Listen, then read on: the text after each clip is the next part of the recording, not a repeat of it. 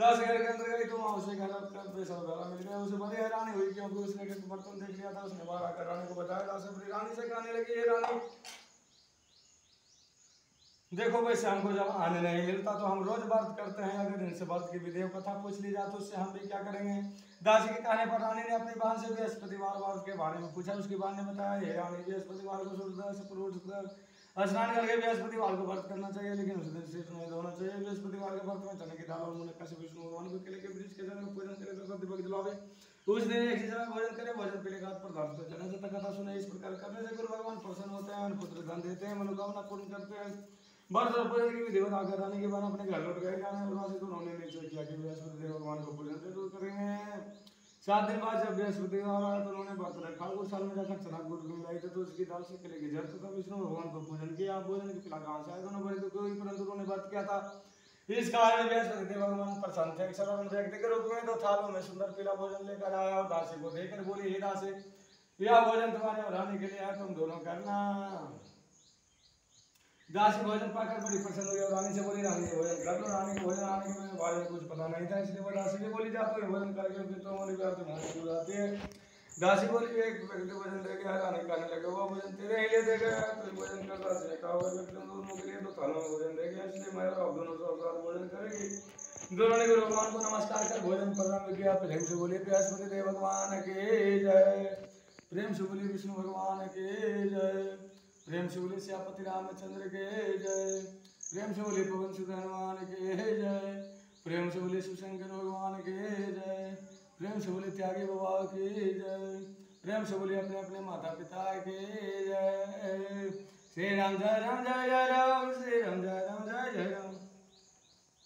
उसके बाद से वे प्रत्येक बृहस्पतिवार को गुरु भगवान का वार्ता पूजन करने लगे। बृहस्पति भगवान की कृपा से उसके पास धन हो गया, परंतु रानी फिर पहले की तरह आलस करने लगी। तब दासी बोली, देखो रानी, तुम पहले इस प्रकार आलस करते थे, तुम्हें धन रखने में कष्ट होता था, इस करने से भी धन नष्ट हो गया। गुरु भगवान की कृपा से धन मिला तो फिर तुम्हें आलस होता है। बड़ी मुसीबतों के बाद हमने धन पाया, इसलिए हमें दान पूर्ण करना चाहिए। तुम लोग मनुष्य को भोजन कराओ, प्रेम लगो, ब्राह्मण को दान दो, गोअलावा प्रेम बगीचारे का निर्माण करो, मंदिर प्रशाला लगाकर धाम दो, कुमारी कन्याओं को विवाह करवाओ, धन को शुभ कार्यों में खर्च करो, जिससे तुम्हारे कुल का यश बढ़े तथा स्वर्ग प्राप्त हो। दासी की बात मानकर रानी ने इस प्रकार के कर्म करने के लिए प्रारंभ किए, जिससे उनका लाभ यश फैल लगा। एक दिन रानी और दासी आपस में विचार करने लगी कि ना जाने राजा किस दशा में होंगे, उनकी कोई खोज खबर नहीं है। गुरु भगवान से उन्होंने प्रार्थना की। भगवान ने रात्रि में राजा को स्वप्न में कहा, हे राजा, उठ, तेरी रानी तुझको याद करते अपने देश को लौट जा। राजा प्रातःकाल उठकर जंगल से लकड़ियां काटकर लाने के लिए जंगल की ओर चल पड़ा। जंगल से गुजरते हुआ सोचने लगा कि रानी के घर से कितने दुख भोगने पड़े। रात पर छोड़कर उसे जंगल में रहना पड़ा। जंगल से लकड़ियां काटकर उन्हें बेचकर गुजारा करना पड़ा। उसी समय उस जंगल में बृहस्पति एक साधु का रूप धारण कर आया। राजा के पास आकर बोले, हे लकड़हारे, वो तुम इस सुनसान जंगल में किस जिंदा में बैठे हो, मुझे बतलाओ। या सुन राजा के नेत्रों में जल भर आया और साधु को वंदना कर बोला, हे प्रभु,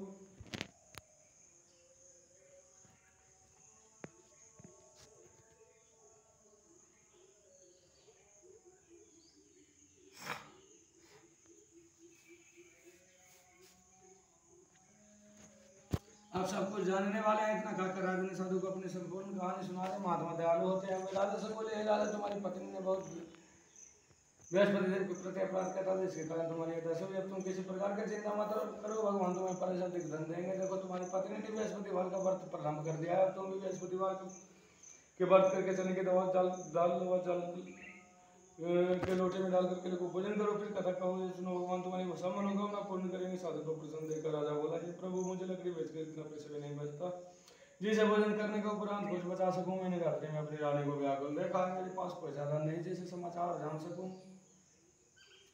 फिर मैं बृहस्पति देव की क्या कहानी कहूँ, मुझको तो कुछ मालूम नहीं है।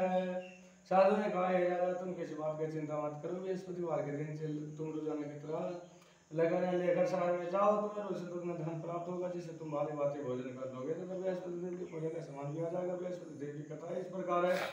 प्रेम से बोले बृहस्पति देव भगवान की जय। प्रेम से बोले बृहस्पति देव भगवान की जय। प्रेम से बोले श्यामपति रामचंद्र की जय। प्रेम से बोले हनुमान की जय। जय राम, शिवशंकर भगवान की जय। प्रेम से बोले त्यागी बाबा की जय। प्रेम से बोले अपने अपने माता पिता की जय। श्री राम जय राम जय जय राम, श्री राम जय राम जय जय राम। प्राचीन काल में वो दिन निर्धन ब्राह्मण था, उसकी कोई संतान नहीं थी, वह पूजा पाठ करता परंतु उसकी स्त्री बहुत निंदा के साथ रहती थी। वह ना स्नान करते, वह किसी देवता को भोजन करते, प्रातः काल उठते ही सर्वप्रथम भोजन करते, बाद में पूजा निकाल करते। ब्राह्मण देवता वो दुखी रहते थे, पत्नी को बहुत समझाते किंतु उसका कोई परिणाम ना निकालता। भगवान की कृपा से ब्राह्मण की स्त्री का कन्या उत्पन्न हुआ, कन्या पिता के घर में बड़ी होने लगी। वो बाल का फल स्नान करके भगवान विष्णु को जप करके वो बचपन से बृहस्पतिवार का व्रत भी करने लगी।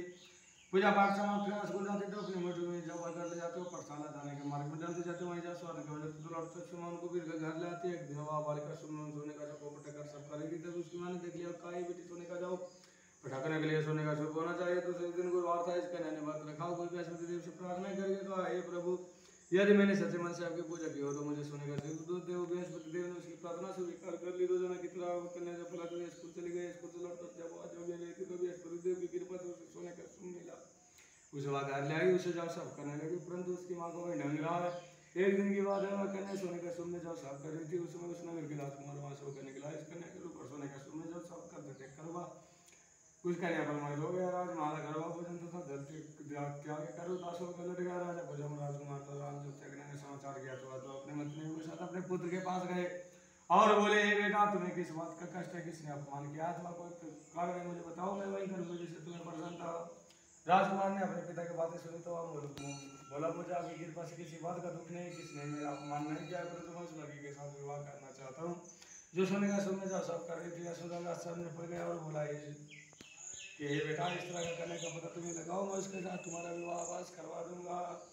प्रेम से बोली बृहस्पति देव भगवान की जय।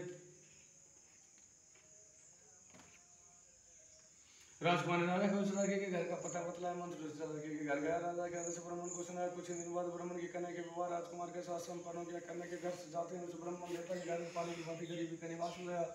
अब भोजन के लिए भी अन्न बड़ी मुश्किल से मिलता था। एक दिन दुखी होकर ब्राह्मण अपनी पुत्री से मिलने गया।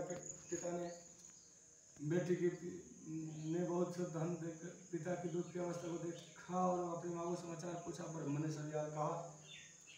कन्या ने बहुत सा धन देकर अपने पिता को विदा कर दिया। उस तरह ब्राह्मण का कुछ समस्या पूर्वक बैठे तो, लेकिन कुछ दिन बाद फिर वही हाल हो गया। ब्राह्मण फिर अपनी कन्या ले गया और सभी हाल कहा तो पुत्री बोली, पिताजी, आप माता जी को यहाँ आने वाला हूँ, और विधि बता दूंगी जिससे गरीबी दूर हो जाए। ब्राह्मण देवता अपनी स्त्री को साथ लेकर अपने पुत्र के पास राजकुमार पहुंचे तो पुत्री अपनी माँ को समझाने लगी, ये माँ, तुम प्रातः काल उठकर प्रथम स्नान करके विष्णु भगवान को पूजन करो तो सब दूर हो जाएगी। परंतु उसकी माँ ने उसकी एक बात नहीं मानी। वह प्रातः काल उठकर अपनी पुत्री को बचा कर खा लेती थी। एक दिन उसकी पुत्री को बहुत गुस्सा आया। उसने एक रास्ते कोठरी से सारा सामान निकाल दिया, अपनी माँ को उसमें बंद कर दिया। प्रताप उसने से निकाला था, स्नान लेकर आगे पूजा पाठ करवाया तो उसकी माँ की बुद्धि ठीक हो गई। उसके बाद से वह नियम से पूजा पाठ करती और प्रत्येक बृहस्पतिवार को व्रत भी रखने लगी। इस बात के प्रभाव से उसकी माँ भी बहुत धनवान हो गई और पूर्वक इस श्लोक का सुख प्राप्त हुआ। इस तरह कहानी करता साधु देवता वहां से लोक हो गए। प्रेम से बोले बृहस्पति देव भगवान की जय। प्रेम से बोले बृहस्पति देव भगवान की जय। श्यामपति रामचंद्र की जय। पवन सुत हनुमान की जय। प्रेम से बोले शिवशंकर भगवान की जय। त्यागी बाबा की जय। प्रेम से बोले अपने अपने माता पिता की जय। श्री राम जय राम जय जय।